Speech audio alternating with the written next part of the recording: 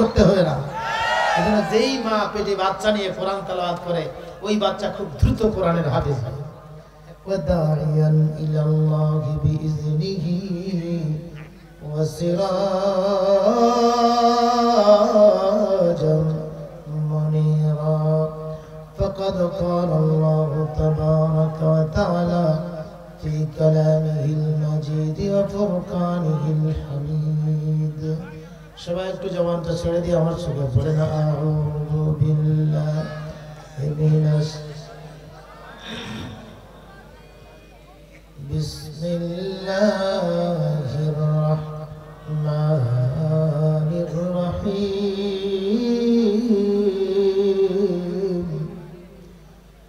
ইন্না ফাতাহনা লাকা ফাতহাম মুবিনা ليغفر لك الله ما تقدم من ذنبك وما تأخر ويتم نعمته عليك ويهديك صراطا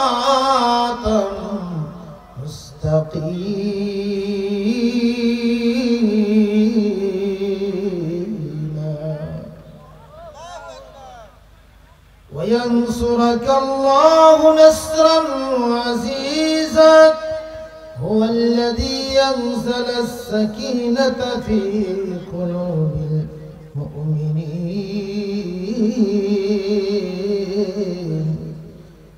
قلوب المؤمنين ليزدادوا إيمانا مع إيمانهم ولله جنود السماوات والأرض وكان الله عليما حكيما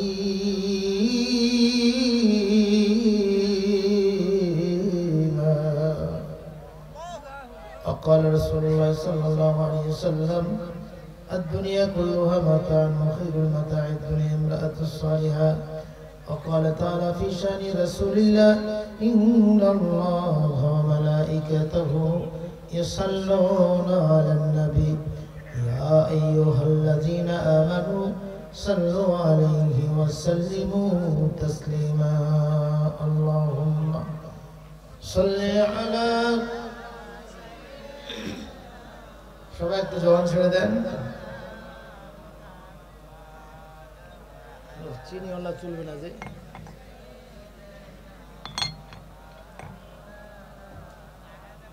প্রেমের ফুল গোধারা তোমারি জন্য মতোরা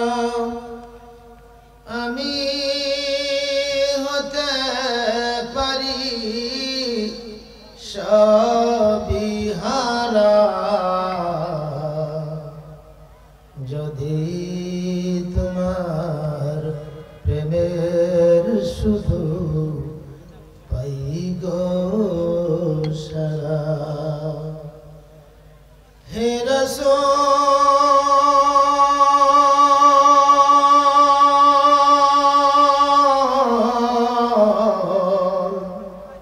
তোমারি জন্য মন কাঁদে আখি কাঁদে ভুবন কাঁদে তোমারি জন্য মন কাঁদে আখি কাঁদে ভুবন কাঁদে শুধু বেদনায় হৃদয়ে সে বাসা বাঁধে তোমারি জন্য মন কাঁদে আখি কাঁদে ভুবন কাঁদে আল্লাহুম্মা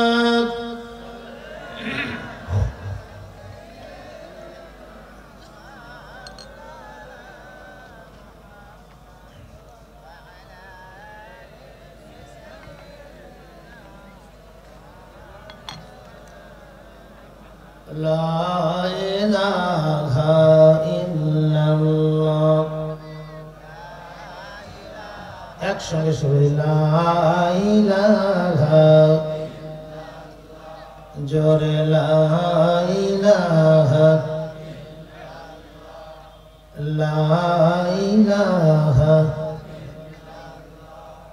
রহম আল্লাহে করম আল্লাহে রহিম নাম তোমার গফুর নাম তোমার রহম আল্লাহে করম আল্লাহে রহিম নাম তোমার গফুর নাম তোমার নিকষ আধারে দিও তুমি মোরে অন্ধ খবরে দিও আলোদান হে রহমান হে দয়াবান লা ইলাহা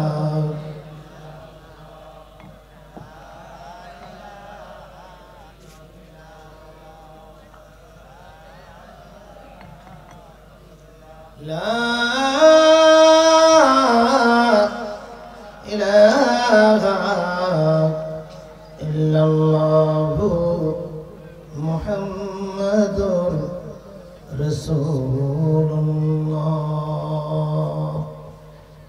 সাল্লাল্লাহু আলাইহি ওয়াসাল্লাম। মুআজ্জাজ মুকাররম জনাবে সদর কেরানীপাড়া বাইতুল নূর জামে মসজিদের উন্নয়ন কল্পে চতুর্থতম তাফসীরুল কোরআন মাহফিল। এই মাহফিলের সর্বজন শ্রদ্ধেয় আস্থাভাজন আজকের মাহফিলের সভাপতি জনাব মোহাম্মদ মকবুল হোসেন, প্রাক্তন পল্লী চিকিৎসক ময়দান দেখি। আল্লাহর বান্দাকে আল্লাহ কবুল করুন, কোরআনের সভাপতির মর্যাদা দান করুন, বাকি জীবনে কোরআনের সভাপতির দায়িত্ব পালন করবার তৌফিক দান করুন, সবাই বলেন আমিন। আজকের মাহফিলের চিফ গেস্ট, প্রধান অতিথি, আমাদের শ্রদ্ধাভাজন ব্যক্তিত্ব জনাব আলহাজ জনাব মোহাম্মদ ফরহাদ হোসেন আজাদ। আজকের মাহফিলের প্রধান অতিথিকে আল্লাহ তাআলা কবুল করুন, দিনের জন্য মঞ্জুর করুন, জনগণের খিদমত করবার তৌফিক যোগ্যতা দান করুন। আজকের মাহফিলের বিশেষ অতিথিবৃন্দ, আমন্ত্রিত অতিথিবৃন্দ, হযরত উলামা ইকরাম, বিশেষ করে আজকের মাহফিলের মধ্যমণি প্রধান বক্তা, আল্লাহ তাআলা তার জবানকে খুলে দেন। আর আবার আগে যে আলোচনা করেছেন আমার শেষ আপনাদের এই পরিচিত এই মসজিদের ইমাম, আল্লাহ তাআলা তার জবানকে কবুল করুন। সামনে আছেন দিনদার ভাইরা, পর্দায় আছেন মা এবং বোনেরা, মঞ্চে উপবিষ্ট আছেন ইসলামী আন্দোলনের প্রিয় রাহবার, আমাদের সকলের প্রিয় ভাই জাহিদুর রহমান সহ আরো যারা রয়েছেন। আল্লাহ তাআলা সবাইকে কোরআনের জন্য কবুল করুন। আমরা শুকরিয়া আদায় করছি সেই মহান মালিকের দরবারে, যে মহান মালিক আমাদেরকে কোরআন শুনবার জন্য হাজির করেছেন। সেই মহান মালিকের দরবারে শ্রদ্ধা নতমস্তকে শুকর আদায় করছি। আমরা বলছি আলহামদুলিল্লাহ। আরেকটু জোরে পড়ি আলহামদুলিল্লাহ। কিছু ভাই লাইন করে বসে আছেন, আপনারা কি মনে করেছেন নাকি খাওয়া দিবে? মনে করলেও খাওয়া দিবে না, শুধুমাত্র কোরআন শুনেই চলে যেতে হবে। রাজি আছেন তো? মানে যেভাবে লাইন ধরে বসে আছেন মনে হচ্ছে খাওয়া নিয়ে তারপর উঠবেন, দিবে না। শুধুমাত্র কোরআনের খাওয়া যদি নিয়ে যেতে পারেন আলহামদুলিল্লাহ। তবে পৃথিবীর যে খাওয়াটা আছে, যেটি মাটি থেকে উৎপাদিত হয়, এই খাওয়া কি জিনিস সবাই জানে। আশ্বিন কার্তিক আগে ছিল খুব ক্ষুধার মাস, যার কারণে আগে থেকে জোগাড় করে রাখে। খাওয়া শেষ হয়ে গেলে সন্তানের চিৎকার, স্ত্রীর চিৎকার, সব চিৎকারে মানুষ অসহনীয় যন্ত্রণার মধ্যে পড়ে যায়। ক্ষুধা যখন লাগে তখন খাওয়া কত দামি জিনিস, যাদের ক্ষুধা লেগেছে সেই ব্যক্তি শুধু জানে। এই ব্যক্তিটার ক্ষুধার মুহূর্তে যখন সে খাইতে শুরু করে তখন দিশা পায় না, এক হাত দিয়ে খাবে না দুই হাত দিয়ে খাবে। কিছুক্ষণ খাওয়ার পরে আস্তে আস্তে তার চাহিদাটা কমে যায়। কমতে কমতে জোর করে যদি আরো খেলানো যায়, বলে যে ভাই মাপ চাই, ঠিক না? মাপ চায় না, মাপ চাই আর দিয়েন না। শেষ পর্যন্ত তারপরে যদি জোরে দেয় এবং খাওয়ায়, কি করবেন? দিলে দেন, খাইতে পারবো না, প্লেটেই থাকবে। কি আশ্চর্য, এত দামি খাবার আপনি আর খাইতে পারছেন না। কিন্তু এমন এক খাদ্যের জন্য আপনি এসেছেন, আপনাকে এখান থেকে শুধু নয়, আপনাকে কিয়ামত পর্যন্ত যদি এই খাদ্য দেওয়া হয়, আপনি যতই খাবেন ততই পিপাসা বাড়বে, যতই খাবেন ততই পিপাসা বাড়বে। এটা হলো ব্যতিক্রম এক খাদ্য। এটি এসেছে উপর থেকে। সূরা ফাতিহা পড়েননি? পড়েননি? সবাই পড়েননি? আর রহমানির রহিম মালিকি ইয়াউমিদ্দিন ইয়াকা না'বুদু ওয়া ইয়াকা নাস্তাঈন ইহদিনাস সিরাতাল মুস্তাকিম।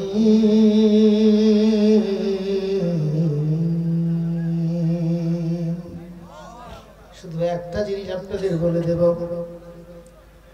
এই মাটির খাদ্য কেমন মজা আর আকাশের খাদ্য কেমন মজা। দুনিয়ার বুকে যদি প্রতিদিন সকালে আপনাকে পরোটা আর ডিম দেয়, একদিন ভালো লাগবে, 2 দিন ভালো লাগবে, 3 দিন 4 দিন পরে বলবেন যে এটা বাদ দিলে হয় না। যখন আমাদের দেশে মোলার সিজন হয়, 1 সপ্তাহ খাওয়ার পরে খালি মোলাই মোলাই মোলাই কি শুরু হচ্ছে, কথা বলতে কিছুদিন পরে রুচি থাকে না। আলু যতই আলুর দাম 80 টাকা কেজি হোক, আপনি 7 দিন খাইলে মনে হবে যে এটা ছাড়া আর অন্য হয় না। তাহলে কিছুদিন যাওয়ার পরে চেঞ্জ হয়ে যায় রুচি। কথা কি বোঝা যাচ্ছে আমার? রুচি চেঞ্জ হয়ে যায়। সারা জীবনে যে কতবার সূরা ফাতিহা পড়লাম, রুচি কি চেঞ্জ হয়েছে? ইমাম সাহেব আর কি কিছু পান না আপনি একটা গান প্রতিদিন বলেন তো, একটা ছড়া, যেই ছড়াগুলো মুখস্থ করেছে প্রতিদিন বলেন তো মানুষের সামনে করে, এটার মাথার তার চিরিছে নাকি, এটা কি বকেছে, কি ভালো লাগবে? যেই গানগুলো চলতেছে আপনি বলেন তো, ওই যে এর আগে গান ছিল না, আমি কি তোর আপন ছিলাম না রে ধরি না, এতে বুড়া বাবাজি যারা আছে এরা জানে। হাল বই বাজা ওইদিকে একজন খালি উঠাইলো আর যে শুরু করলো সবাই, এরপরে গানটা কি আছে এখন? এটা বাসিয়া হয়ে গেছে। এটা বললে আর মানুষ শোনে না। কিন্তু মানুষ যদি সূরা ফাতিহা পড়ে, এটা জীবনে যতবার পড়া হয়েছে কোনোবার মনে হয় নাই যে না পড়ুক। কথা বোঝাইতে পারি নাই। আরেকটা তথ্য আপনাদের দেই, কোরআনের মজাটা কি জিনিস। যখন সবাই ঘুমিয়ে যাবে, আপনি উযু করবেন, উযু করে বসবেন, যতটুকু পড়তে পারেন, পড়তে পড়তে যে আয়াতটা আপনাকে মজা লাগবে ওই আয়াতটার অর্থটা পড়ে নেবেন।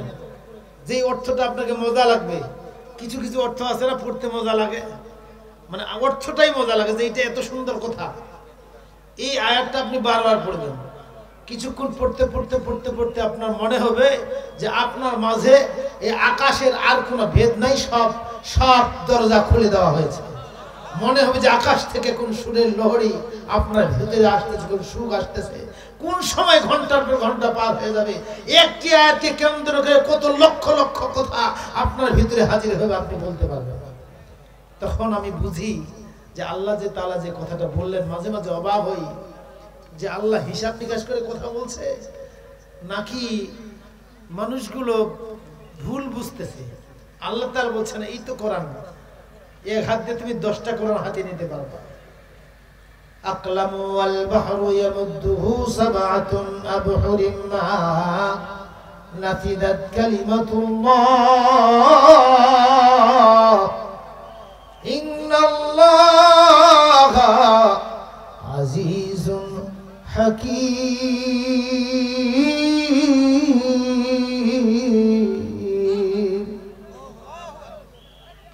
এই কোরআন যদি তুমি ব্যাখ্যা শুরু করো, লিখতে শুরু করো, 7 সমুদ্রের পানি কালি হয়ে শেষ হয়ে যাবে, গাছগুলো কলম হয়ে ভেঙে চুরমার হবে, মানুষগুলোর জীবন শেষ হয়ে যাবে, কোরআনের লেখা শেষ হবে না।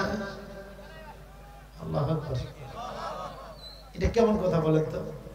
মনটা বলতেছে এটা কি কেমন কথা, কিন্তু কেমন কথা না, এটা বলছেন কি? পূর্বের সূর্য পশ্চিমে উদিত হতে পারে, আম গাছে জাম ধরতে পারে, এই রাত 8টা সকাল 8টা হতে পারে, কিন্তু আল্লাহর কথার রদ বদল হতে। তাহলে কেমন কথা এটা? 7 সমুদ্রের পানি কালি হয়ে শেষ হয়ে যাবে, কোরআনের ব্যাখ্যা লিখে শেষ হবে না। তাহলে আমার তো একটু বোঝা উচিত, আমার মালিক আমাকে কি দিয়েছে, একটু বুঝার চেষ্টা করি না কেন, এখানে কি জিনিস ঢুকে আছে। যখন আপনি পড়তে শুরু করবেন তখন মনে হবে, জ্ঞানের দরজা যখন খুলে দেওয়া হবে তখন মনে হবে যে আসলে অদৃশ্য জগতে কি জ্ঞান, আল্লাহ কি কোরআনের জ্ঞানটা রেখে দিয়েছে। আলহামদুলিল্লাহ বলুন। শুধু এতটুকু বলবো, আল্লাহ তাআলা বলেন ইয়াসআলুনাকা আনির রূহ কুলির রূহু মিন আমরি রাব্বি ওয়া মা উতীতুম মিনাল ইলমি ইল্লা কলিলা।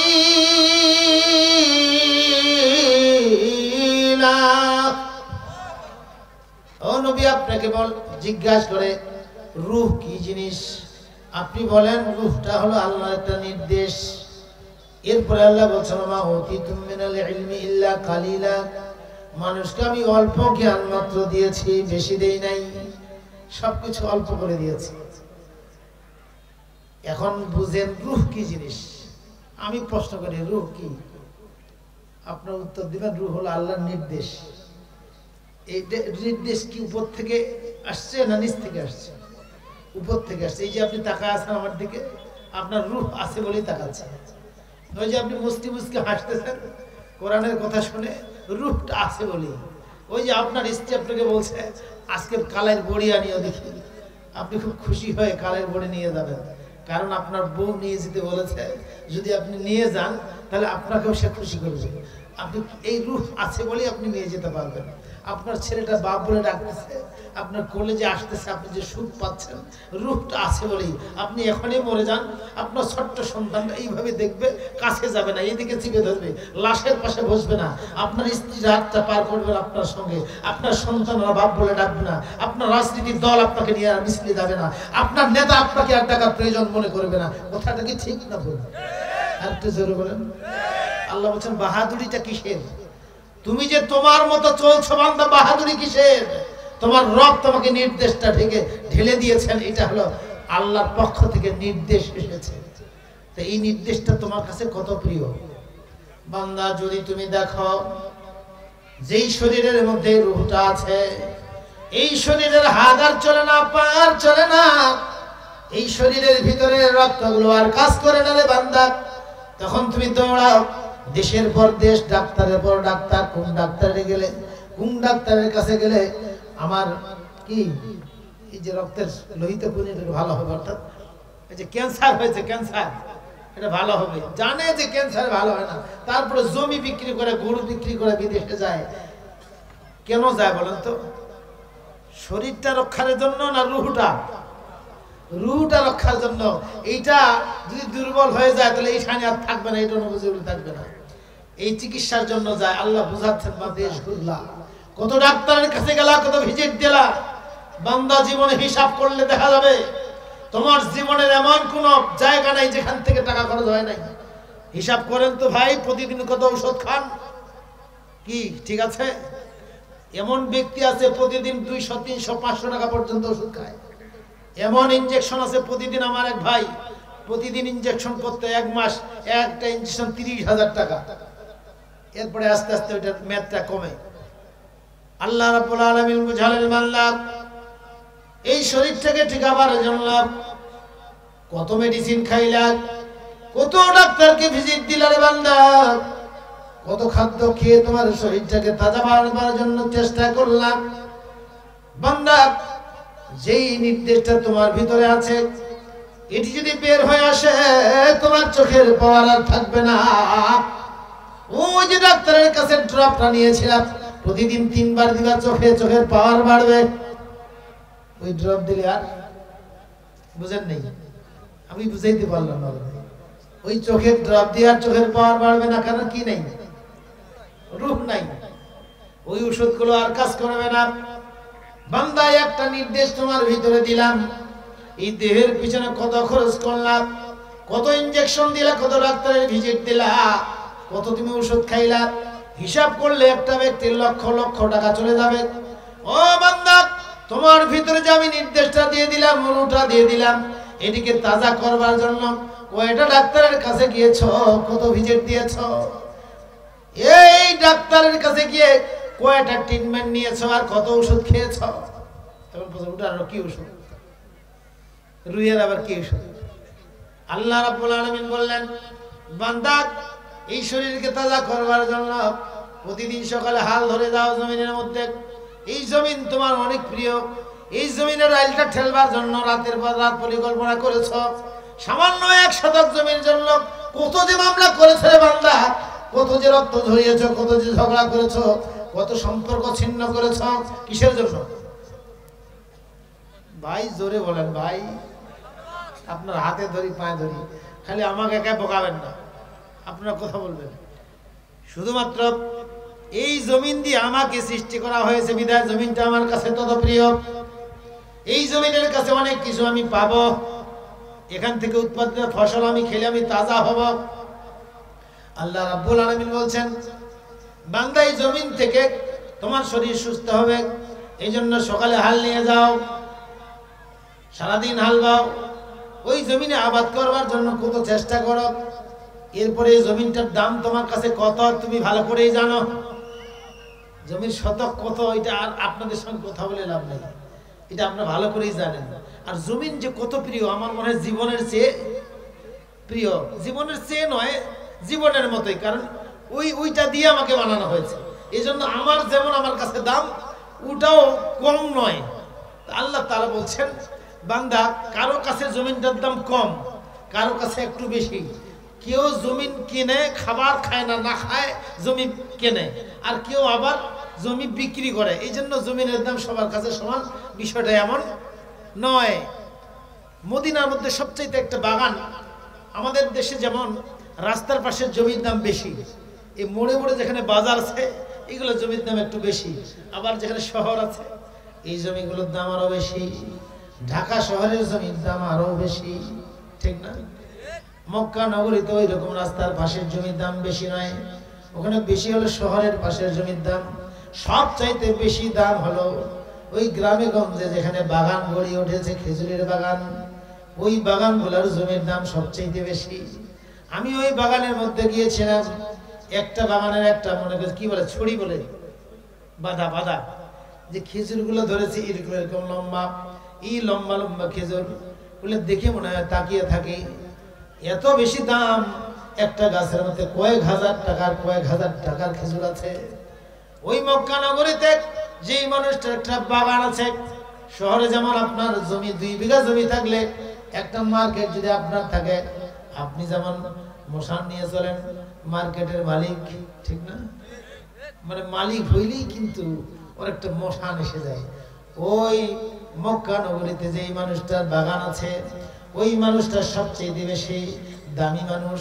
সবাই বলে ওই মানুষটা ওই বাগানের মালিক, সবাই তার দিকে তাকায়। আমাদের দেশে যেমন এই চেয়ারগুলো ফাঁকা আছে, যখন মেহমানগুলো আসে চেয়ারে বসে, আপনারা মনে করেন নিশ্চয়ই ওই চেয়ারের যোগ্য মানুষটা এই জায়গায় এসে বসেছে, অন্য কেউ তো বসতে পারবে না, কারণ ওই চেয়ারের যোগ্য একটা ব্যক্তি আছে। ওই গাড়িটা এসেছে, গাড়িটাতে আমার একটা ব্যক্তি, নিঃসন্দেহে টাকাওয়ালা ব্যক্তি, ওর একটা স্পেশাল দাম। মক্কা নগরীতে যেই মানুষটার বাগান আছে, ওই মানুষটার সবচেয়ে দামি বাগান, দামি মানুষ। এমন একটা বাগান মক্কা এসেছে, অন্য অন্য বাগান আমি ঘুরে দেখেছি, ওই বাগানগুলোর মধ্যে পানি সাপ্লাই করতে হয়, দূর থেকে পানি আনতে হয়। একটা বাগান আমি দেখেছি, ওই বাগানের নিচে একটা কূপ আছে, যেখানে 1200 ফিট ডিপ করে যখন খনন করা হয়, কি ডিপটি বলবো, 1200 ফিট করলেও এখানে পানি পাওয়া যায় না, কিন্তু ওইখানে অটো একটা কূপ, এই অটো পানি উঠতেছে, এমন জোরে পানি উঠতেছে, পানি নালা দিয়ে যাওয়ার দিশা হয়। তাহলে ওই বাগানটার দাম কত বলেন? বাগানে পানি দিতে হয় না, অটো পানি ফ্লাড হয়ে চলে যাচ্ছে। ওই বাগানটা ছিল তালহা রাদিয়াল্লাহু তাআলা আনহু, সুবহানাল্লাহ বলেন। তিনি একদিন নামাজ পড়তেছিলেন, আসরের সময় গিয়েছেন, ওই বাগানের মধ্যে আমি গিয়েছি, ঘন ঘন গাছ, মক্কা নগরীতে প্রচন্ড তাপ। এই বাগানের মধ্যে ঢুকলে মনে হয় জান্নাতের হাওয়া আসতেছে, কারণ এত বড় বাগান। ওই বাগানের ভিতর লু হাওয়া ঢোকার সঙ্গে সঙ্গে ঠান্ডা হয়ে যায়। ওই গাছের ভিতরে অসংখ্য পাখি, তার কারণ নিচে পানি আছে, পানিগুলো খায় পাখিগুলো গঙ্গায়। এখন পর্যন্ত সেই বাগান আছে। ওই বাগানের মালিক ছিল তালহা রাদিয়াল্লাহু তাআলা আনহু। তিনি একদিন আসরের সময় গিয়েছেন। বর্তমানে এই বাগানে যখন খেজুরগুলো পাকে, শহরের মানুষগুলো এসে তাঁবু খাটায় দেখে দৃশ্যগুলো, পাখিগুলো ঠকাচ্ছে, খেজুরগুলো পড়তেছে, টপ টপ করে পড়তেছে, দৃশ্যটাই আলাদা দৃশ্য। আমি সেখানে কিছুক্ষণ থাকার পরে মন চায় না যে সেখান থেকে বেরিয়ে আসি। তালহা রাদিয়াল্লাহু তাআলা আনহু ওই বাগানের মধ্যে আসরের সময় তিনি লক্ষ্য করলেন অপূর্ব একটা পাখি। ওই পাখিটা গান গাচ্ছে। তিনি পাখিটার দিকে তাকিয়ে আছেন। তিনি কোন রকম করে আসরের নামাজ পড়লেন, নামাজ পড়ে এই গানটাই শুধু শুনতেছেন। পাখির ডাকটা এত মধুর ডাক, কিছু কিছু পাখি আছে এমন সুন্দর ডাকে মনে হয় যে দেখে থাকি। আমাদের দেশের পাখি ওইরকম গানগুলো নেই, তাও কিছু বসন্তকালে শোনা যায়। হঠাৎ করে পাখিটা উড়ে চলে গেল। তিনি মনে মনে বললেন, পাখিটা যদি আরেকবার পাইতাম, গানটা যদি আরেকবার শুনতে পাইতাম ভালো লাগতো। মাগরিব হয়ে গেল, তিনি সেখানে নামাজ শুরু করে দিলেন। হঠাৎ করে লক্ষ্য করলেন মাথার উপরে আস্তে আস্তে ওই পাখিটা গান গাচ্ছে আর কি যেন করতেছে। তিনি গানটা শুনে চিন্তা করতেছে, একটু দেখি তো ওই পাখিটাই নাকি। পাখিটার দিকে যখন তাকালেন তখন চিন্তা করতেছেন পাখিটার গান গাচ্ছে আর ওখানে বাসা বাঁধতেছে। মনে মনে চিন্তা করলেন, তাহলে পাখিটার গান বারবার শোনা যাবে যেহেতু বাসা করতেছে। এটা কোন সময়? মাগরিবের সময়। নামাজটা ওইভাবে পড়লেন। নামাজ শেষ হওয়ার পরে নামাজের মধ্যে যে মজাটা পাইতো আগে, রুহের মজা, রুহের মজা বুঝেন না? কোরআন পড়লে একটা মজা আছে। আরে ভাই, সন্তান কোলে নিলেও মজা পাওয়া যায়, স্ত্রীকে কোলে নিলেও মজা পাওয়া যায়, এটা বাস্তব। আপনি টাকা পকেটে ঢোকান, এটাও একটা মজা আছে। কি আছে না? এক একটা জিনিস এক একটা মজা আছে। কোরআন আপনি পড়েন, এটাও একটা মজা আছে। কিন্তু কোরআন পড়ার মধ্যে যে যখন মজা শুরু হবে, এটা পৃথিবীর কোনো মজা দিয়ে ওজন করে আপনি শেষ করতে পারবেন না। তালহা রাদিয়াল্লাহু তাআলা নামাজ শেষ করার পরে চিন্তা করলেন, নামাজের মধ্যে আগে যে মজাটা পাইতাম, ওই পাখির গানের সুরে আমি মজা পেয়েছি, কিন্তু নামাজের মজাটা হারিয়ে গেছে। ওই মজা আর পাওয়া যায় না। আল্লাহর নবীর কাছে গিয়ে বলে, আল্লাহর রাসূল, ওই বাগানের মধ্যে নামাজ পড়তে গিয়ে ওই পাখির গান শুনে আমার নামাজের মজাটা আমি পাচ্ছিলাম না। ওই পাখিটা যদি না হতো, নামাজটা আমার সুন্দর হতো, আগের মতোই মজাটা পাইতাম। এই বাগানে দেখতে গিয়ে বাগানের মালিক যদি না হতাম, ওই বাগানে আমার যাওয়ার প্রয়োজন ছিল না। আল্লাহর নবী, যেই নামাজের মজা আমার বাগানের পাখির কারণে হারিয়ে গেল, ওই গোটা বাগানটাই আমি আল্লাহর জন্য দান করে দিতে চাই। সুবহানাল্লাহ, একটু জোরে পড়েন আল্লাহু আকবার। তিনি গোটা জমিনটাই দিয়ে দিলেন। যেই জমিনের জন্য আমরা মামলা করি, যেই জমিনটা কেনার জন্য আমরা খাওয়ার ধান চাল বিক্রি করি, যেই জমিন কেনার জন্য আমরা মামলা করে বছরের পর বছর কথা বন্ধ রাখি, কথা কি বোঝা যাচ্ছে? ওই জমিনটা তিনি বিক্রি করলেন, মজাটা একটু কম পাইলেন। তাহলে জমিনেরও মজা আছে আর জমিন বেচারও মজা আছে। তিনি নামাজ পড়তে গিয়ে দেখলেন তো ওই বাগানের কারণে নামাজটা তো ঠিক হলো না, বাগানটা দান করে দিয়ে দিলেন। তাহলে উনি কোন মজাটা হারিয়েছেন? সেটা হলো রুহের খাদ্য। আপনি দই খান, আম খান, জাম খান, গরুর গোশত খান, যা কিছু খান, এইটারও একটা মজা আছে, শরীরটা তৃপ্তি পাবে। আর আপনি সত্য কথা বলেন, ভালো মানুষকে সালাম দেন, রাগ উঠলে ক্ষমা করেন, গোপনে কাউকে দান করেন, কারো উপর রাগ আসলে রাগটা ত্যাগ করেন। রাত 12টার পরে মোবাইল ফোনের নেকের দৃশ্যগুলো আপনি ডিলিট করে দিয়ে দেন, পৃথিবীর কেউ দেখলো না, দেখলেন কে? ওই সময়কার একটা মজা আছে, আমি ভাষায় বোঝাতে পারবো না। এটি এমন জিনিস নয় যে বগুড়ার দই সবাই খায়। ভাই, বগুড়ার দই কথাটা বললেই বোঝা যায় এর স্বাদ কেমন, বোরহানির স্বাদ কেমন, গরুর গোশতের স্বাদ কেমন, দুধের স্বাদ কেমন, এটা বললেই সবাই অনুমান করে, হ্যাঁ বোঝা গেছে। কিন্তু গভীর রাতে আপনি সেজদা দিলে এর মজাটা কেমন, এটা আমি আপনাকে বোঝাতে পারবো না। এটি স্ব ওই ব্যক্তি ছাড়া আর কেউ বোঝা সম্ভব না। আপনি একদিন সত্য কথা বলে দেখেন, আপনার স্ত্রীর সঙ্গে একদিন ঝগড়া হয়েছে, আপনি মনে মনে তাকে ক্ষমা করেই দেখেন। একটা মানুষ না খেয়ে রাত যাপন করছে, আপনি জানতে পারলেন, কিছু তাকে দিয়ে দেখেন। গভীর রাতে প্রত্যেকটা যুবকের একটা অভ্যাস, ফোন না দেখলে আপনার কি জানি বলে মেসেঞ্জার আর কি কি বলে, ফেসবুক না দেখলে ঘুম আসে না। ঘুমাতে ঘুমাতে রাত 12টা একটা পার হয়ে যায়, এমন আকর্ষণ একটার পর একটা আসে, গভীর রাতের ঘুমটা তার নষ্ট হয়ে যায়। আপনি আল্লাহর জন্য ত্যাগ করে দেখেন, খারাপ দৃশ্যগুলো ত্যাগ করে দেখেন, এর মধ্যে একটা মজা আছে। এই মজাটা আমি ভাষায় প্রকাশ করতে পারবো না, এই মজাটা ওই ব্যক্তি শুধু বুঝতে পারবে। মজাটা কি? অন্যায় ত্যাগ করার মজাটা কি? বুঝতে পেরেছেন? তাহলে ওই মজাটা দরকার আছে কিনা? যেই ব্যক্তি বগুড়ার দই খায় নাই, নাটোরের কাঁচাগোল্লা খায় নাই, দাম একটু বেশি হলেও খাইতে চায় কিনা? আর যখন দুই একবার খায় তখন আর কিনতে চায় না, দামি জিনিস দুই একবার খায়। কিন্তু কোরআনের মজা, নামাজের মজা, সত্য গ্রহণ করার মজা, মিথ্যা ত্যাগ করার মজা, অন্যায় পরিহার করার মজা, এটা কেমন মজা! এটা ইচ্ছা করলে টাকা লাগে না, পয়সা লাগে না, নিজে সিদ্ধান্ত নিলেই হয়ে যায়। আমরা কি আজকে এটা সিদ্ধান্ত নিয়ে যেতে পারি না? মজাটা কি জিনিস আমার ভাইরা? আমি আমার আলোচনার ভূমিকাতে যে কথা বলতে চেয়েছিলাম সেটি হলো, সারা জীবনে যতদিন বুঝ হয়েছে, বুঝ হওয়ার আগে আমাদের মা খাওয়াইছে। যখন চিৎকার করে কেঁদেছি, মা জড়িয়ে ধরে দুধ খাইয়ে দিয়েছে। আনুষঙ্গিক যেই খাদ্যটা খাইলে আমি ঠান্ডা হই, ওই খাদ্যটা খাইয়ে দিয়েছে। যখন বুঝ হয়েছে, নিজের মতো করে খাওয়া শুরু করেছি। যখন বড় হয়েছি, এখনো খাচ্ছি। একটা মানুষ এমন আছেন নাকি সারা জীবনে 3 দিন পানি খায় নাই? 3 দিন পানি খায় নাই এমন মানুষ আছে না? 3 দিন ভাত খান নাই এমন মানুষ আছে না? 3 দিন তরকারি খান নাই এমন মানুষ আছে না? হ্যাঁ না বলেন না ভাই? নাই।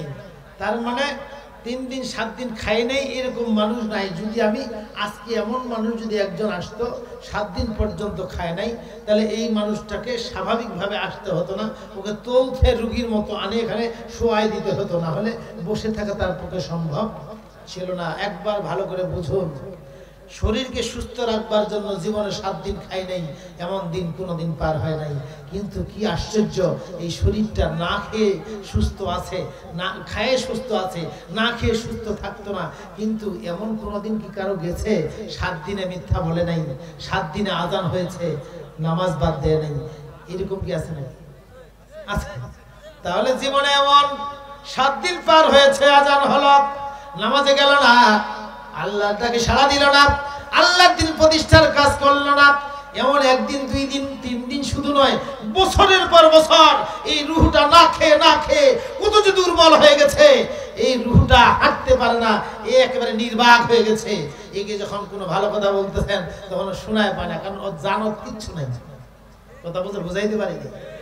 মানে শরীরটা তাজা আছে, রুহটা দুর্বল হয়েছে।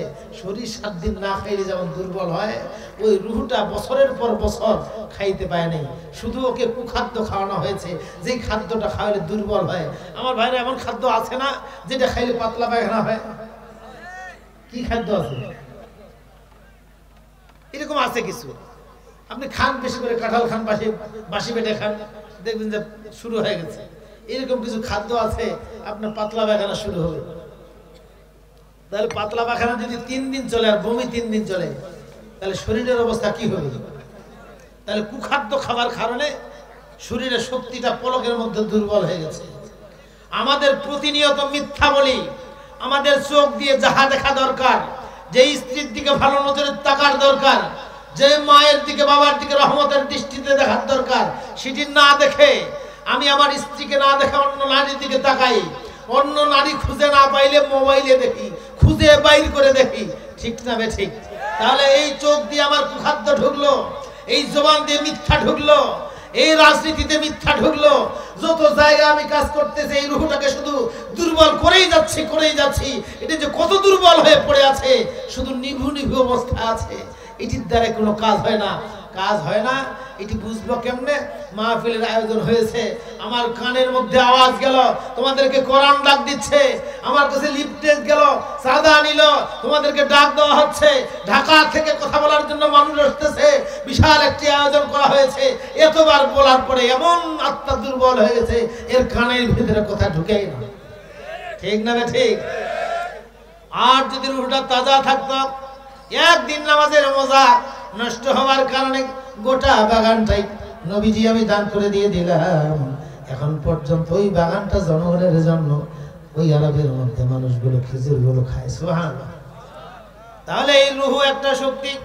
আল্লাহ রাব্বুল আলামিন বলছেন, পৃথিবীর মানুষ, এই জমিনে তোমার ফসল হয়, কোনোদিন বাদ যায় না যেদিন তুমি খাও না। আর তোমার আত্মাকে শক্তিশালী করার জন্য একটা রূহ আমি দিয়েছি। এই রূহটার খাদ্য আমি 6666টি আয়াত দিয়েছি। এটি কি চাষবাস লাগে নাকি? এই জমিনের খাদ্য বাইর করার জন্য চাষ লাগে, মই লাগে, বেধা লাগে, ঢেল লাগাইতে হয়, সার দিতে হয়। আর এই খাদ্যটা খাবার জন্য কিচ্ছু করতে হয় না। যদি মসজিদে ডাকে তাহলে উজুটা করতে হয়।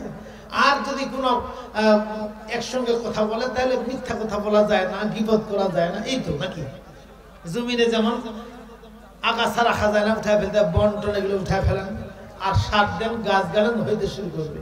ঠিক আপনার রুহের জগতে আপনি আবাদ করতে গেলে এই কোরআন যখন শুনবেন তখন কথা বলার সময় মিথ্যা বলা যাবে না। যেই রাজনীতি আল্লাহ পছন্দ করে না এটা করা যাবে না, যেই কথা আল্লাহ পছন্দ করে না এটা করা যাবে না, যেই খাদ্য আল্লাহ পছন্দ করে না এটা খাওয়া যাবে না। সুদ খাওয়া যাবে না, ঘুষ খাওয়া যাবে না, মদ খাওয়া যাবে না, বিড়ি খাওয়া যাবে না, সিগারেট খাওয়া যাবে না। এটা জানি তো নাকি? এগুলো হলো আগাছা। যখন এগুলো আপনি বাদ দিবেন আর আপনি মুখ দিয়ে সুবহানাল্লাহ পড়বেন, আলহামদুলিল্লাহ পড়বেন, ভালো মানুষের সঙ্গে চলবেন, ভালো কথা আল্লাহর দ্বীন পরিবারে প্রতিষ্ঠা করবেন, সমাজে প্রতিষ্ঠা করবেন, রাষ্ট্রে প্রতিষ্ঠা করবেন, যতটুকু পারেন এই রূহ আপনার শক্তিশালী হওয়া শুরু হবে। এমন শক্তিশালী হবে জীবনে কোনোদিন আযান হলে আপনার টাকা আপনাকে আটকাতে পারবে না, ব্যবসা আটকাতে পারবে না। আল্লাহর দ্বীন প্রতিষ্ঠার জন্য একবার, দুইবার না, হাজারবার আপনার জীবনটাকে আপনি উৎসর্গ করতে পারবেন। এই জন্য বারবার একটা কথা আমার মনে আসে, সেটা উম্মে সুলাইম নামে একজন নারী। যেই নারীটা মালিক নামে একজন কাফের ব্যক্তির স্ত্রী ছিল, বিরাট বড় লোক ছিল, অনেক টাকার মালিক। একটা বাচ্চা, ওই বাচ্চার দুইটা ছেলে, একটার নাম হলো আনাস, একটার নাম হলো বারা। আনাস ছোট। এই আনাস রাদিয়াল্লাহু তাআলা, যে আনাস রাদিয়াল্লাহু তাআলা থেকে অসংখ্য হাদিস বর্ণনা হয়েছে, এর মার নাম হলো সুলাইম। এই নারীটা ইসলাম গ্রহণ করবার কারণে তার স্বামী অনেকগুলো মানুষ ডাক দিয়ে বলছে যে আমার স্ত্রী ইসলাম গ্রহণ করেছে, এই জন্য সবার সামনে আমি ওকে তালাক দিতে চাই, আপনারা একটু বুঝান। আমার স্ত্রী যদি বুঝে তার ফিরে আসার রাস্তা আছে, তালাক দেব না আমি। সবাই মিলে তার স্ত্রীকে বলল, সুলাইম দেখো, চিন্তা করে, বিশাল বৈভব তোমার স্বামী, বিশাল শক্তিশালী এবং অর্থ সম্পদ ওলা ব্যক্তি, যদি তোমাকে তালাক দিয়ে দেয় এই মুহূর্তে বাড়ি থেকে তোমাকে চলে যেতে হবে, গাছতলা তোমার ঠাঁই হবে না। সুলাইম বলছে, ইসলাম গ্রহণ করবার কারণে, কোরআন পাওয়ার কারণে হৃদয়ের মধ্যে যেই মজা আমি পেয়েছি, হাজারবার তালাক দিলেও কোনো সমস্যা নাই, আমি কোরআন নিয়ে বেঁচে থাকতে পারবো। আলহামদুলিল্লাহ বলেন। এটাই হলো বেঁচে থাকবার জিনিস। আপনি মনে রাখেন, যত বড় আপনি শক্তিধর হন, যদি কোরআন আপনার না থাকে, কোন দিন মারামারি করতে করতে আপনার রক্ত ঝরিয়ে মাথা ফাটায় আপনি নিজেও টের পাবেন না। কোন দিন ঝগড়া করতে করতে গলায় রশি দিয়ে ওই বিশাল দেহটা ফাঁসির রশিতে ঝুলে আত্মহত্যা করে, এটার কোনো ঠিক ঠিকানা থাকবে না। কথা বলতে বুঝাইতে পারিনি। এই বিশাল দেহ কোনো কাজ করবে না। আত্মা যদি শক্তিশালী না হয়, রূহ যদি শক্তিশালী না হয়, তাহলে আপনাকে আটকানো যাবে না, সম্ভব নয়। এটা ব্যারিকেড ভেঙে চলে যাবে। এই জন্য এই দেহটাকে বলা হয়েছে ছুটন্ত ঘোড়া। এটিকে যদি কন্ট্রোল করা না হয়, এটি আপনাকে জাহান্নামে নিয়ে যাবে। উম্মে সুলাইম বলছে, আমাকে তালাক দাও, সমস্যা নাই। তালাক দিয়ে দিল। উম্মে সুলাইম বলছে, আমার সন্তানটাকে আমাকে দাও, আনাসকে দাও, আমি নিয়ে যাব। বলছে, এটা তোমার ছেলে না, এটা আমার ছেলে। ছেলেকে নিয়ে বাপ মা দুইজনে টানাটানি শুরু করেছে। সাধারণ জনগণ বলছে, তোমরা এইভাবে টানলে সন্তানটা তো মারা যাবে। এটা ছোঁয়াও, মাও যদি একখান হাত ধরে টানে, বাপও যদি টানে, জোরে টানলে কি হবে? ছিঁড়ে যাবে, তখন তো ছোঁয়া তো মরে যাবে। এখন বাবা বলছে, আপনারা সবাই এসেছেন, সবাই একটু বিচার করেন, ছোঁয়ার বাপ কায়, মালিককে? স্বাভাবিকভাবে আগের যুগ থেকে মানে সন্তানের বাবা হলো পুরুষ হয়, মানে বাপ হয়, কিন্তু সন্তানটা পেটে ধারণ করে কে? আইয়ামে জাহেলিয়াতে একটা বর্ণনা ছিল, আমি সিরাত বিশ্বাস করে পড়েছি। 3 রকম বিয়ের ব্যবস্থা ছিল। আমাদের মতো স্বাভাবিক একটা বিয়ে, একটা নারীর একটা স্বামী। আর ওই সময় 3 রকম বিয়ের ব্যবস্থা ছিল। একটা হলো যে একটা নারী একাধিক বিয়ে করতে পারবে, অনেকগুলো মানুষ দাওয়াত দিবে, দাওয়াত দেওয়ার পরে ওর যে কয়েকটা চয়েস হোক, এই কয়েকটাকে একসঙ্গে বিয়ে করবে। মানে যদি 10 জন চয়েস হয়, 10 জনকে একসঙ্গে বিয়ে করবে। হাজার হাজার মানুষ এখানে বরযাত্রী থাকবে, খাওয়া দাওয়া হবে। বিয়ে হওয়ার সঙ্গে সঙ্গে একটা ঘর তৈরি করা থাকবে, যেটার নাম হলো বাসার ঘর। ওই 10টা পুরুষকে একসঙ্গে ঢুকাই দিবে, ওই নারীরাও থাকবে ওখানে 7 দিন বা 10 দিন বা 2 মাস এরকম সময়ের জন্য মানে খাবার ঢুকিয়ে দেবে। এখান থেকে এর মধ্যে এই 2 মাস বা 1 মাস কেউ বাইর হবে না, দরজা বন্ধ থাকবে। স্বামী কয়টা? আরে ভাই কথা বলেন না, শুনছি কি এরকম ইতিহাস সিরাত বিশ্বকোষে এসেছে।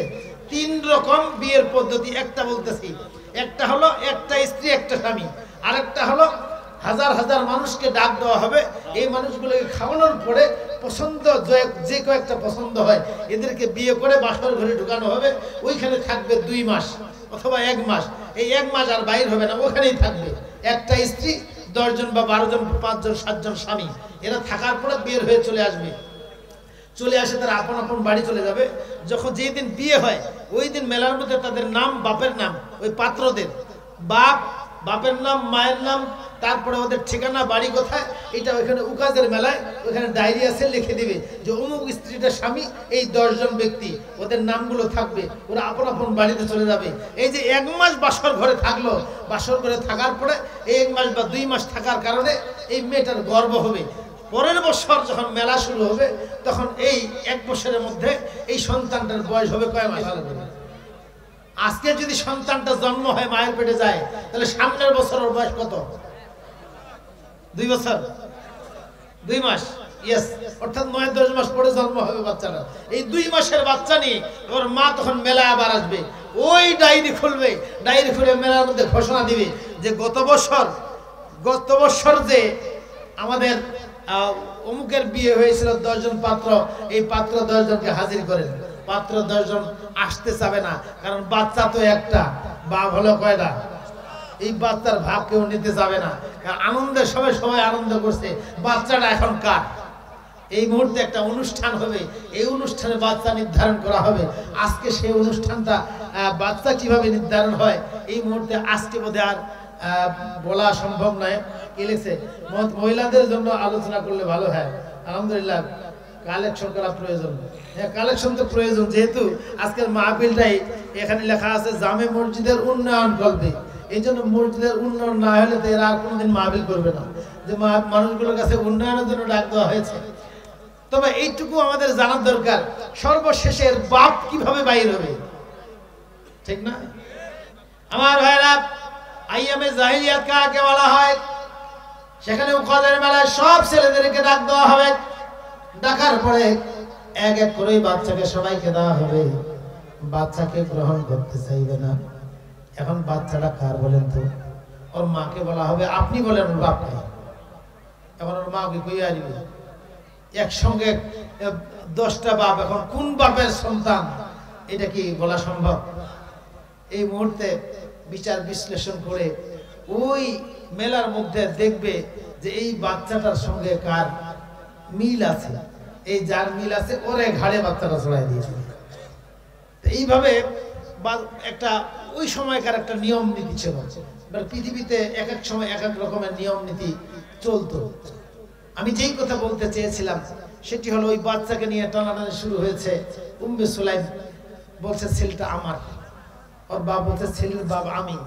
এখন সাধারণ মানুষ বিচার করবে যে বাচ্চাটা কার কাছে থাকবে।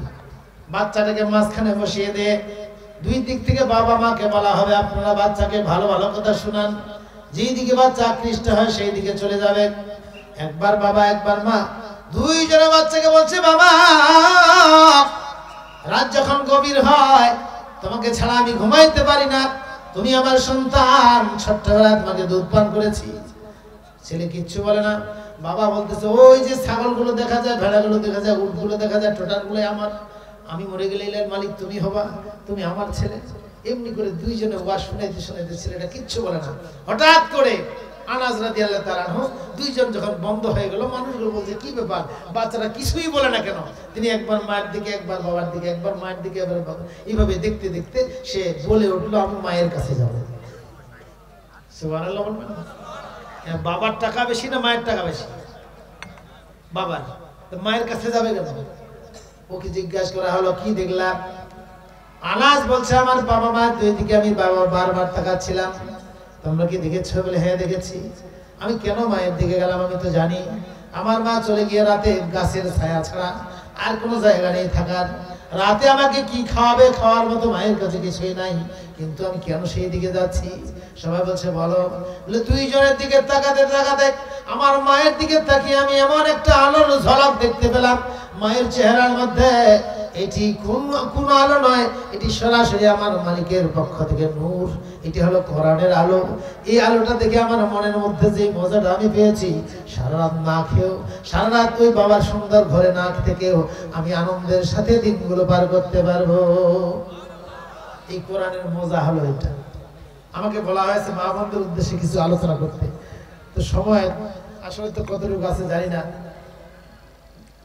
মা বোনদের আলোচনা খুব বেশি দরকার, যেহেতু ওনারাই এক সময় ছিলেন দেশের সরকার, এই জন্য হকটা তাদের বেশি, ঠিক না ঠিক?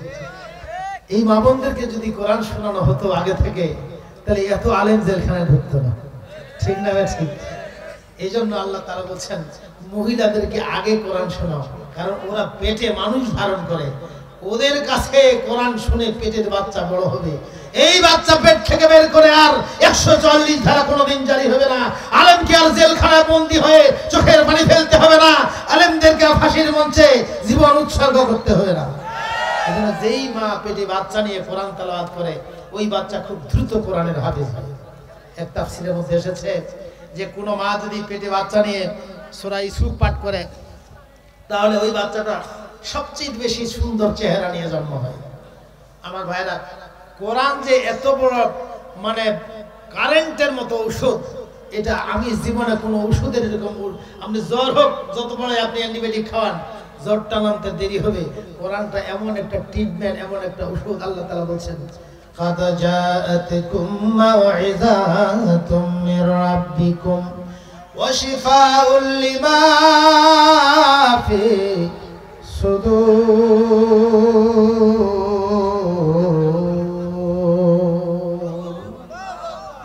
দুনিয়ার মানুষ, তোমাদের কলিজা ঠান্ডা করবার জন্য কোরআন দান করেছি। আমার ভাইরা, উম্মে সুলাইম মায়ের কাছ থেকে চলে আসলো, স্বামীর বাড়ি থেকে চলে আসলো। আসার পরে উম্মে সুলাইম সুন্দরী ছিল, সবাই বিয়ের জন্য প্রস্তাব দিল। উম্মে সুলাইম এখন চিন্তা করতেছে, অনেক সুন্দর সুন্দর যুবক। উম্মে সুলাইম বলছে আমার মহারণা লাগবে না, যেই মানুষটা ইসলাম গ্রহণ করবে, ওই ইসলাম গ্রহণ করা লোকটাকে, ওই কলেমাটাই আমার মহারণা, আমি আর কোনো টাকা নিব না। তালহা রাদিয়াল্লাহু তাআলা তাকে বিয়ে করলেন। বিয়ে করার পরে ওই সংসারে একটি সন্তান হলো। সন্তানটা একটু বড় হলো, হঠাৎ করে সন্তানের জ্বর সারতেছে না। প্রতিদিন আসে সন্তানের কথা জিজ্ঞাসা করে, জ্বর কেমন হয়েছে, না সারে নাই।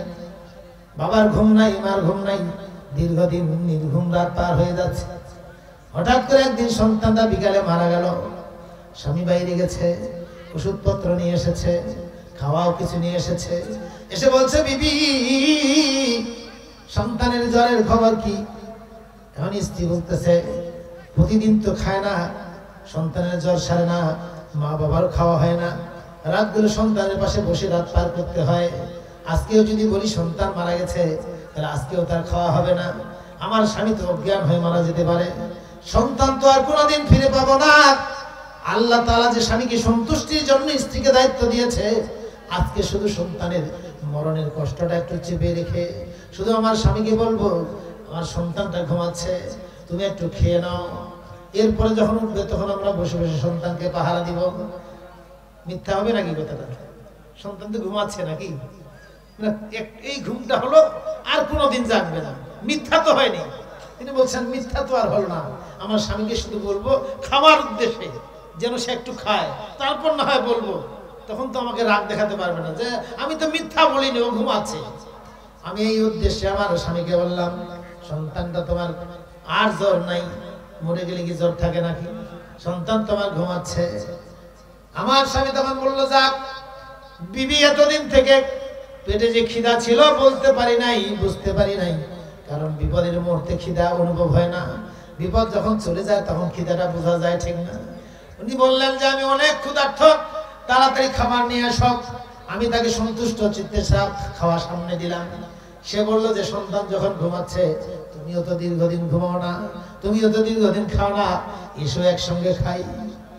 উম্মে সুলাইমের মন তো জানে তার সন্তান নাই, মা হয়ে কেমনে খাইতে পারে, কিন্তু স্বামী যেন বুঝতে না পারে এই জন্য তার সঙ্গে খাইতে শুরু করলো। এক পর্যায়ে খাওয়া যখন হয়ে গেল তখন তার স্বামী বলছে, সন্তান যখন ঘুমাচ্ছে আমরা একটু শুই, অনেকদিন তো ঘুমাই নেই। কিছুক্ষণের মধ্যে তার পেটের মধ্যে খাওয়া আসবার কারণে শারীরিক চাহিদা বেড়ে গেল। উম্মে সুলাইম আর বলতে পারতেছে না, সন্তান মারা গেছে। চিন্তা করতেছে আমার স্বামীকে একটু সন্তুষ্ট যদি দেই।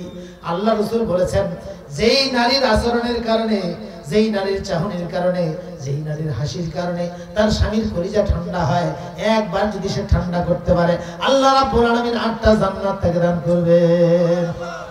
ওই আশায় সন্তানের মরণের কষ্ট ভুলে গিয়ে চিন্তা করলাম আমার স্বামীকে আমি একটু সন্তুষ্ট করি, সন্তান তো আর ফিরে পাবো না। স্বামীর সঙ্গে মিলিত হলো। যখন মিলিত হয়ে গেল তারপর স্বামীকে বলল যে তোমাকে একটা কথা বলতে চাই, তুমি কি রাগ করবে নাকি? বলে না, করবো না। তোমার কাছে কেউ যদি কোনো আমানত দেয় আর আমানতটা যদি চায় তুমি কি দিবা কি দিবা না? বলে কেন দিব না, আমানত তো দিতেই হবে। আল্লাহর বান্দা, তোমাকে যেই সন্তানটা আল্লাহ আমানত দিয়েছিল ওই সন্তানটা আল্লাহ নিয়ে গেছেন। আমি যে বলছিলাম যে সন্তান ঘুমাচ্ছে, ও আসলে এমন ঘুম দিয়েছে আর কোনোদিন বাপ বলে রাখবে না। আমি যে বলছিলাম তার জ্বর নাই, দেখো ঠিকই তার জ্বর নাই। স্বামী রেগে গেল, লাভ দিয়ে বলছে, বিবি তুমি কেমন পাষাণ মা, সন্তানের লাশের পাশে আমার সঙ্গে মিলিত হয়েছো। আল্লাহর নবীর দরবারে তোমার বিরুদ্ধে মামলা দিব। আল্লাহ নবীর কাছে থেকে নিয়ে গেছে। ও নবীজি, একজন মায়ের বিচার আপনি করুন। যেই পাষাণ মা তার সন্তানের লাশের পাশে তার স্বামীর সঙ্গে মিলিত হয়েছিল। আল্লাহ নবী জিজ্ঞাসা করলেন, উম্মে সুলাইম তোমার এমন আচরণ, আসলে কি তুমি এমন কাজ করেছো? তোমার ইতিহাস তো অনেক ভালো, তুমি কি এই কাজ করেছো? উম্মে সুলাইম নীরব আছে। উম্মে সুলাইম বলো, তোমার স্বামী যে অভিযোগ করেছে তুমি কি তোমার সন্তানের লাশের পাশে মিলিত হয়েছে নাকি? হে আল্লাহর রাসূল, হ্যাঁ। তুমি কি এমন কাজ করতে পারলে? উম্মে সুলাইম চোখের পানিগুলো ছেড়ে দিয়ে বলছেন, নবীজি এখন আপনি বিচার করুন। তাহলে আমি যখন অপরাধ করে ফেলেছি, আল্লাহ রাসূল কি আর বিচার করবেন? স্ত্রী তো কোনো পর পুরুষের সঙ্গে মিলিত হয় নাই, কিন্তু কাজটা কি ঠিক হয়েছে? সন্তান মারা গেছে, এই সময় তো কোনো মায়ের কাজ এটা নয়। উপর দিকে তাকানোর সঙ্গে সঙ্গে নবীজি মুস্কি হাসি শুরু করলেন। উম্মে সুলাইম তোমার আচরণে মহান রাব্বুল আলামিন খুশি হয়েছে, তোমার পক্ষে আল্লাহ রায় দিয়েছে। বলো, আমার তো মনে হয় তুমি কাজটা ঠিক করো নি, কিন্তু আল্লাহ বলছেন ঠিক হয়েছে। বলো তো দেখি তুমি কোন উদ্দেশ্যে এমন কাজ করেছো? উম্মে সুলাইম বলছে, আল্লাহর নবী দীর্ঘদিন আমার স্বামী ক্ষুধার্ত অবস্থায় রাতগুলো পার করে ঘুমাইতে পারে না সন্তানের অসুস্থতার কারণে। হঠাৎ করে সন্তানটা যখন মারা গেল, আমি চিন্তা করলাম আমার স্বামীকে যদি একটু কোনো কৌশলে খাওয়াইতে পারি তাহলে তার একটু সুস্থ হবে, একটু যদি ঘুমার ব্যবস্থা করতে পারি। সন্তান তো মারা গেছে, আর তো ফিরে আসবে না।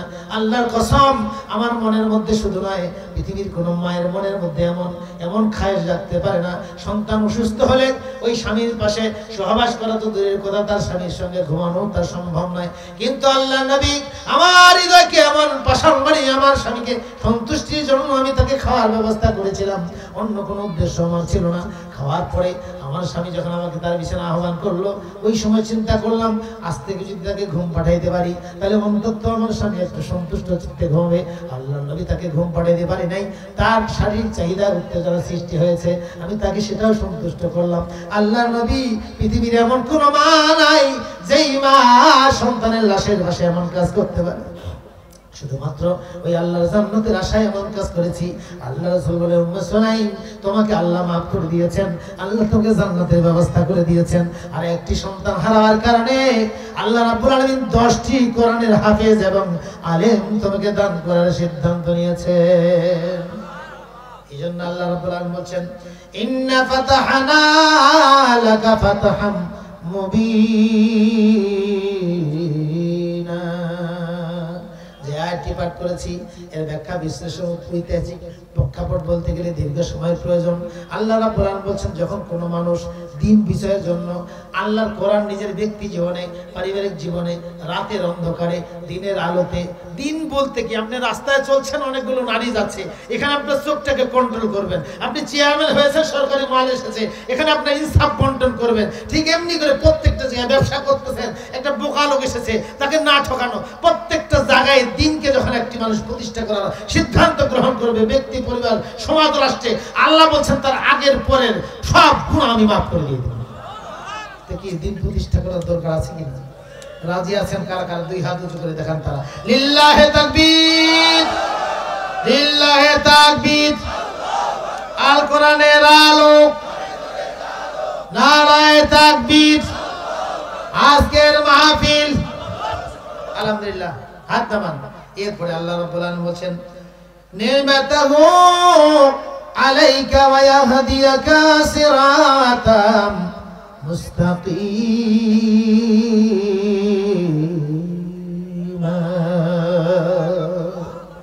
ব্যাখ্যাগুলো শুনলে মনটা ভালো লাগতো। আল্লাহ তাআলা বলেন কোন ব্যক্তি যদি সিদ্ধান্ত গ্রহণ করে আমি তার দিনকে বাস্তবায়ন করব, দেখার ক্ষেত্রে, চিন্তার ক্ষেত্রে, ভোটের ক্ষেত্রে, চেয়ারম্যানের ক্ষেত্রে, মেম্বারের ক্ষেত্রে, পারিবারিক ক্ষেত্রে, সব জায়গায় আল্লাহর নির্দেশ যেটা, এটা আমি বাস্তবায়ন করব। সিদ্ধান্ত যখন নেবে আল্লাহ বলছেন তার সর্বপ্রথম তার নিয়ামত হলো তার আগের বিশেষ সব গুনাহগুলো মাফ করে দেওয়া হবে। 2 নম্বর হলো ওয়া ইয়াহদিয়াকা সিরাতাম মুস্তাকিমা।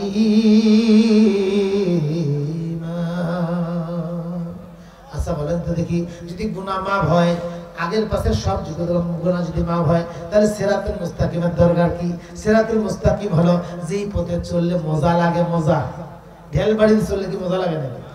তো যেই পথে চললে মজা লাগে, রাস্তাটাও ভালো, সাইকেলটাও ভালো, শক্তিও আছে ভালো, আল্লাহ তাআলা বলছেন ওই ব্যক্তিটা তাহাজ্জুদ পড়তে মজা পাবে, দান করতে মজা পাবে, আল্লাহর পথে মানুষকে ডাকতে মজা পাবে। এটাই হলো সিরাতুল মুস্তাকিম। ঠিক এমনি করে মরণের দিনে 8টা জান্নাত তার সামনে হাজির করে আল্লাহ তাআলা বলবেন বান্দা তোমাকে যে ওয়াদা আমি করেছিলাম, তোমার কাছে জীবন আমি চেয়েছিলাম, তুমি জীবনটা দিয়ে দিয়েছো। তোমার চোখের চাহনি, তোমার চিন্তার জগৎ সবকিছু তুমি দিয়ে দিয়েছো।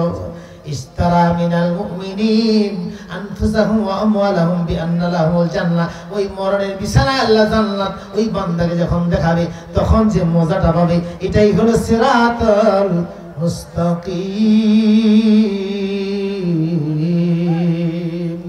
এরপরে আল্লাহ বলছে ওয়ায়ানসুরাকাল্লাহু নাসরান আজিজা।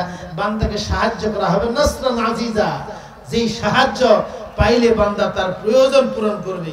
এরপরে আল্লাহ বলছেন ওয়াল্লাযী আনজালা সাকিনাতা ফী কুলুবিল মুমিনিনা লিয়াজদাদু ঈমানান মা'a ঈমানিহিম ওয়ালিল্লাহি জুনুদুস সামাওয়াতি ওয়াল আরদি ওয়া কানা আল্লাহু আলীমান হাকীমা।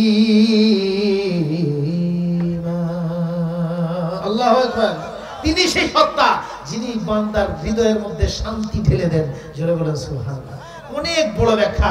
ভালো কাজ আপনি করবেন, একটা শান্তি পাবেন। আপনি দেখেন, পরীক্ষা করেই দেখেন, ফজরের নামাজ পড়তে খুব কষ্ট হয়, নামাজটা পড়লে যে কি মজা, ওই বাবাজিকে জিজ্ঞাসা করেন যখন জামাতে নামাজ পড়ে দিয়ে দান করতে খুব কষ্ট হয়, যখন দান করে তখন বুঝতে পারে এটার মজাটা কি জিনিস। আপনি 500 টাকা কুড়ায় পেয়েছেন, যখন কুড়ায় পায় তখন খুব মজা পায় যে আজকে মনের মতো করে মিষ্টি খাবো। মিষ্টি না খেয়ে যখন ওই টাকাটা যার তাকে ফেরত দেয়, তখন কি মজা, ওইটা মজা ভাষায় প্রকাশ করা যাবে না আমার ভাইরা। এই জন্য আল্লাহ তাআলা মাঝে মাঝে ওই মজাটা দেওয়ার জন্য মাঝে মাঝে কিছু গরিব মানুষকে পাঠিয়ে দেন, কিছু অসহায়কে পাঠিয়ে দেন, কিছু মানুষকে পাঠিয়ে দেন তার আদর্শ গ্রহণ করবার জন্য। আপনি আল্লাহর জন্য সেখানে অংশগ্রহণ করবেন। যেমন মসজিদের জন্য আপনাদের কাছে চাওয়া হয়েছে, আল্লাহর এমন বড় লোক বান্দা কি নাই একজনে মসজিদটা দিয়ে দিতে পারে? কিন্তু আপনাদের কাছে চাচ্ছেন কেন আল্লাহ তাআলা? যে আপনাদের মনের মতো ওই সুখটা আল্লাহ দান করবেন। ওয়ায়ানসুরাকাল্লাহু নাসরান আজিজা। এইজন্য আল্লাহ তাআলা এক জায়গায় বলছেন বান্দা তুমি আমাকে সাহায্য করো, আমি তোমাকে সাহায্য করব। তাহলে আল্লাহর কি অভাব নাকি?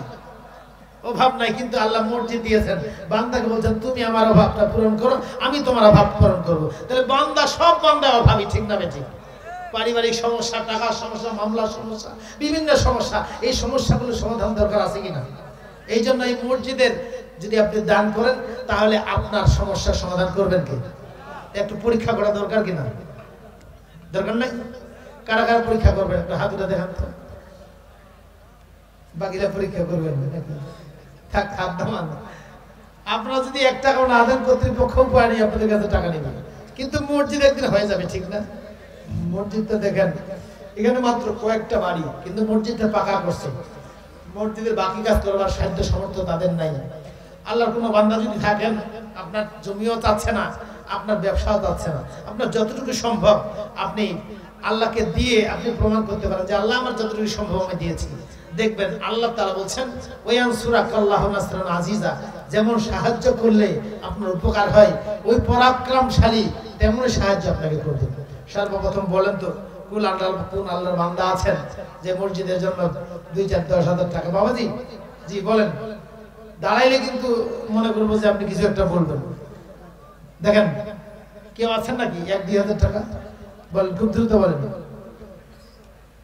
আমার ভাইরা কমিশনার, জুনু কমিশনার, সাবেক কমিশনার 10,000 টাকা। লিল্লাহে তাকবীর। ভাই এই সময় বসেন, এই সময় উঠলে তো যারা দাতা ওরা আপনাদের যাক